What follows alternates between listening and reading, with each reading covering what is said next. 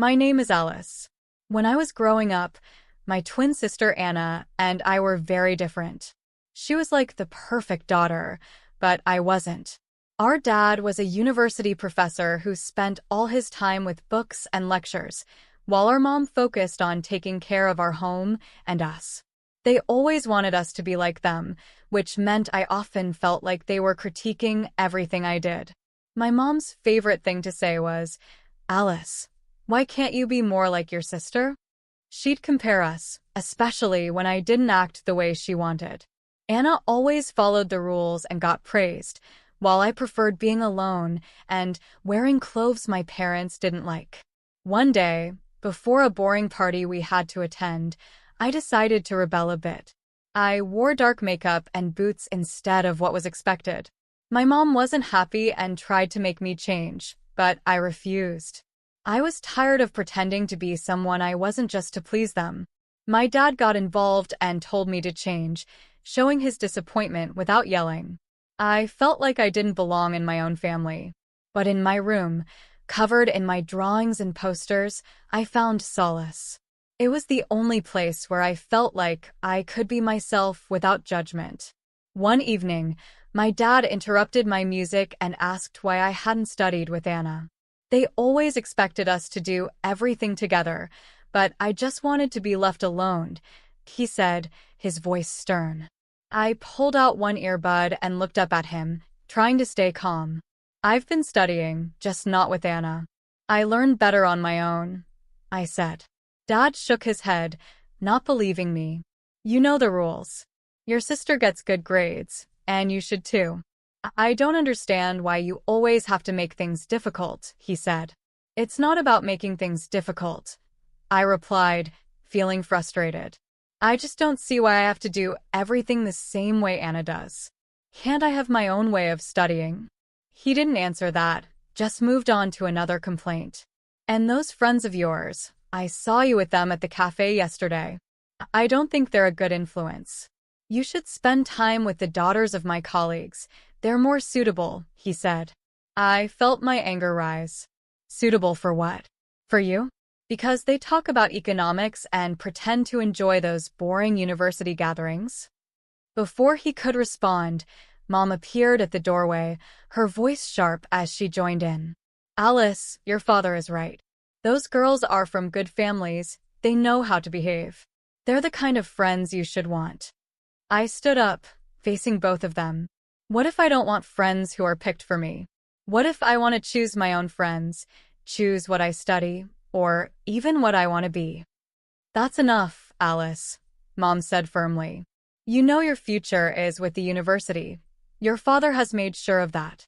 And after you graduate, you'll need to start thinking about settling down. We've already discussed this." "Settling down," I repeated bitterly. "You mean start thinking about being someone's wife, like Anna? Is that all you think I'm meant for?" Mom's face softened slightly, but her voice remained firm. "We want what's best for you. Following the path we've set out will give you a good life." "A good life," I said bitterly. "Is it a good life if it's someone else's idea of good?" No one answered. We all knew there was no point in arguing. They had their plans, and they expected me to fall in line, just like Anna. What's necessary according to everyone else? Did you ever think of that? Her voice softened, but her eyes were determined. "Liz, I'm just trying to look out for you. Dad's not going to be around to sort things out forever. What are you going to do if you keep alienating everyone? Maybe I'll figure it out on my own. Maybe I don't need to follow Dad's roadmap or yours," I shot back, feeling defiant. Anna sighed, her frustration evident. "You're so stubborn. Just try, okay? For me, if not for yourself. Show up tonight, talk to Professor Hall. It won't kill you." I looked at her, really looked at her, and saw not just my annoyingly perfect sister, but someone who actually cared in her own way. "Fine, I'll think about it," I conceded, not ready to promise more. "Thank you," she said, her smile returning. "It's not that bad, you know. You might even like it if you gave it a chance." "Doubt it," I muttered, but I knew I'd lost this round. For Anna, I'd show up, sit through another boring discussion, and nod at the right times. It was just a few hours, I told myself. How bad could it be? As it turned out, not as bad as I thought. Professor Hall was surprisingly interesting when he wasn't lecturing from a podium. I even asked a question, which earned a shocked but pleased look from Anna. Later, as we walked back to our dorm, Anna nudged me. See, not so terrible, right? That fragile peace didn't last long, however. In our last year, Anna introduced us to her fiancé, a lawyer 10 years her senior, already well-established, and exactly what our parents dreamed of. Mom and Dad were over the moon, praising Anna for making such a smart match, and immediately turned their expectant eyes on me. Now, Alice, it's your turn to find someone suitable, Dad said one evening over dinner, his tone implying that my time was running out. Mom nodded enthusiastically, already planning out my life as if it were another one of her well-organized home projects. Think about your future, dear. Someone who can provide for you, who has a good standing, she said. I remember staring at my plate, feeling the walls close in. Anna's wedding was meticulously planned down to the last detail by Mom, from the bridesmaids' dresses to the floral arrangements, showcasing her perfect vision of family prestige. After the wedding, Mom often visited Anna, doling out advice and ensuring her life played out just as she had orchestrated. Witnessing this, I knew one thing for certain. I didn't want my life tailored by someone else's hands. One day, as I was walking down the street lost in thoughts of how to escape the life my parents envisioned for me, I heard the deep rumble of a motorcycle approaching. Curiosity pulled me toward the sound. That's when I saw him, Peter, with his leather jacket and carefree smile, pulling up beside me. "You look like you need a ride," he called over the roar of the engine, a playful twinkle in his eyes. I hesitated, glancing back towards the path home, then at his outstretched hand. What did I have to lose? Sure, why not? I replied, my voice a mix of nerves and excitement. Climbing onto the back of his bike, I felt a rush of adrenaline as we sped away. The wind whipped through my hair, and for the first time in a long time, I laughed genuinely. Peter shouted something about showing me his world, and I held on tighter, not wanting this moment to end. We stopped at a diner frequented by bikers. Over burgers and fries, Peter told me about his life as a welder, his passion for bikes, and his love for the open road.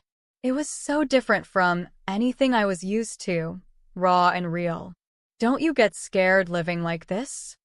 I asked, my voice barely above the clatter of plates and chatter around us. Scared? No, it's thrilling. You never know what's around the corner. Isn't that better than having everything planned out for you? He replied, his eyes lighting up with each word. Over the next few weeks, we met secretly. Each ride on Peter's motorcycle pulled me further from the life I was supposed to live and closer to the life I wanted. The speed, the adventure. It wasn't just about the thrill. It was about feeling alive, feeling free. One evening, as we watched the sunset from a secluded overlook, Peter turned to me. "Alice, I don't just ride to escape. I ride to feel alive, to make every moment count with you. Every moment feels like it's worth something." I leaned into him, my heart beating fast. "I've never felt like this before. You make me feel free, Peter," I said. He smiled, pulling me closer. "Then let's not go back to just existing. Let's live." 6 months with Peter felt like a lifetime of moments I'd always dreamed of. The day he proposed under the stars, with the gentle rumble of his bike in the background, my heart screamed a yes before my mouth could form the word. It was perfect, except for one looming hurdle, my parents. I wrestled with the fear of introducing Peter to them. He was everything they disapproved of, his rough edges, his wild spirit, his simple yet content life as a welder. But love bolstered my courage, and I decided it was time they knew. The day I brought Peter home, he was clad as usual, a leather vest, black t-shirt, ripped jeans, and a bandana. I loved that about him. He was unapologetically himself. As we walked up the driveway, I could already feel the weight of my parents' judgment. As we stepped inside, Mom's face went pale at the sight of Peter, her eyes widening in shock. "What in the world, Alice?" she gasped, her voice barely a whisper. Dad's reaction was harsher, his words sharp as knives. "Who is this, and why is he dressed like a thug in our house?" I took a deep breath, steadying my nerves. "Mom, Dad, this is Peter. He's the man I love. We're getting married." Their silence was deafening. Then, Dad turned to Peter, his tone laced with disdain. "Married? What do you do for a living, young man? What are your qualifications?" Peter, bless him, didn't waver. "I'm a welder. I took some specialized courses after high school. I work hard, and I make an honest living." The look on my parents' faces was a mix of horror and disbelief. Mom looked like she might faint. "A welder, Alice? You can't be serious." Dad's voice rose, anger flaring. "You expect us to give our blessing to this? To throw away your future for a welder?" I felt my resolve harden. "Yes, because he makes me happy. Isn't that what should matter?" "But the life you'll lead," Mom started, her voice trembling. "Will be the life I choose." I shot back, my own voice gaining strength. Dad shook his head, his decision clear. "We cannot and will not support this.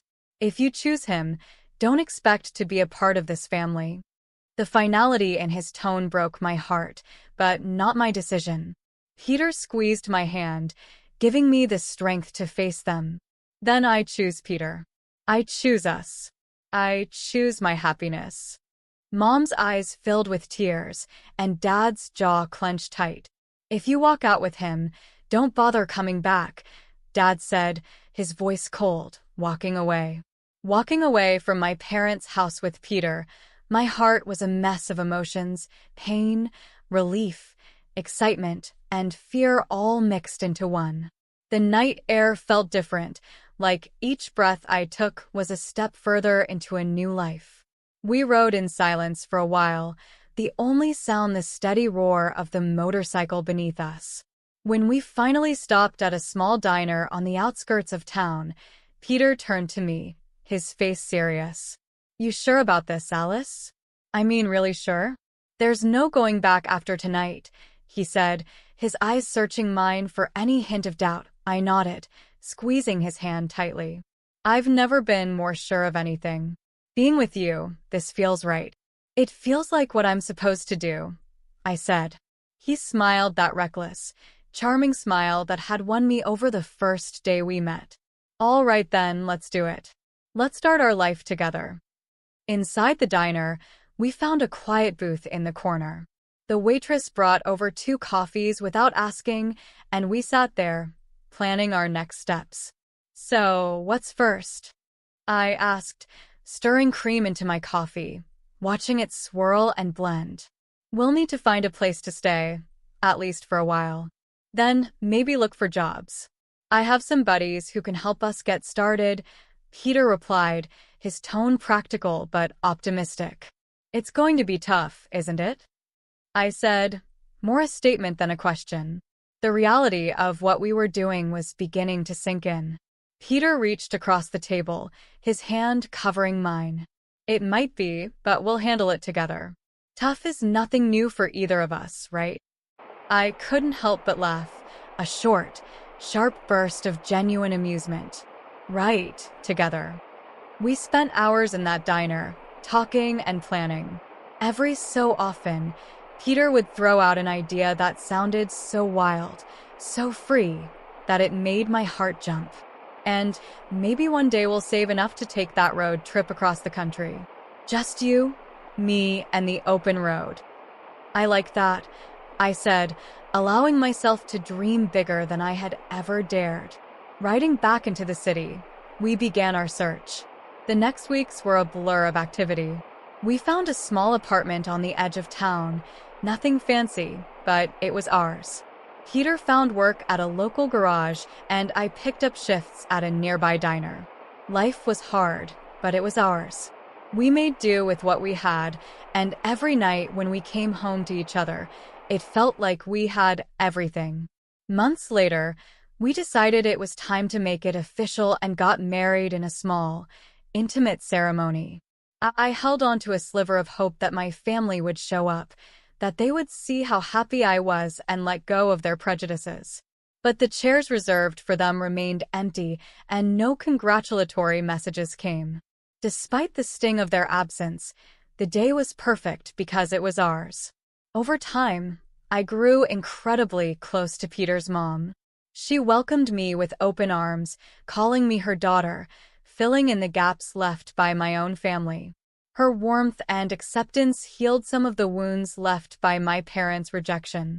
Things were finally looking up for Peter and me.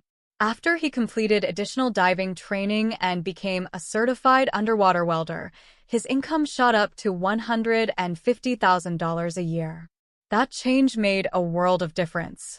We managed to buy a townhouse in a nice area, the kind of place I'd always dreamed about but never thought I'd actually live in. I started working as a dispatcher in Peter's company. It wasn't just a job. It felt like I was part of something important, supporting the man I loved and building our future together. On weekends, we escaped the city on his bike, roaring through winding roads and taking in breathtaking views of nature. Those moments with the wind in my hair and his warmth against my back were pure bliss. Living nearby, my mother-in-law became a frequent visitor.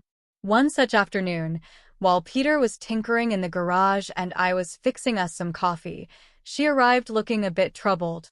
"There's been some ugly news," she said as she settled down at the kitchen table. Something about a professor at the university involved in a harassment scandal. My heart skipped a beat. Oh, did they say who it was? I tried to keep my voice steady, dreading the answer. She shook her head. No, they didn't mention a name on the radio. But you know how these things go. It's probably all over the TV by now, I said, nodding.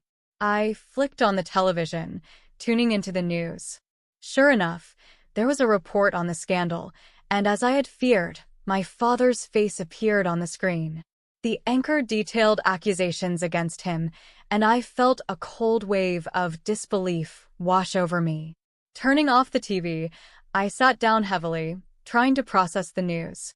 Peter came in, wiping his hands on a rag, and saw my face. "What's wrong, babe?" he asked, his brow furrowed in concern. I swallowed hard, my voice barely a whisper. "It's my dad. He's been accused of harassing a student." Peter's expression hardened for a moment before he came over and took my hand. "I'm sorry, Ace. That's tough news. How do you want to handle this?" I shook my head, not really sure of anything at the moment. "I don't know. I mean, what can I even do? It's not like we're close anymore." He squeezed my hand, understanding. "Whatever you need, I'm here for you. We don't have to figure it all out right now." I decided to wait and see how things unfolded before making any moves. Whatever decision I made, I knew I'd have Peter by my side, and that was the reassurance I needed to face whatever came next. Life had been peaceful until that unexpected afternoon at work when a familiar car pulled into the parking lot. I hadn't seen my parents in a long while, and the sight of them stirred up a mix of emotions I thought I had put to rest. Both of them looked dramatically changed. The scandal had taken its toll. Mom had lost a lot of weight and looked years older, while Dad appeared broken, a shadow of the stern man he once was. My mother spotted me and rushed over, arms open as if nothing had happened, as if years of distance and disapproval could be bridged in an instant. But I couldn't embrace her, not now.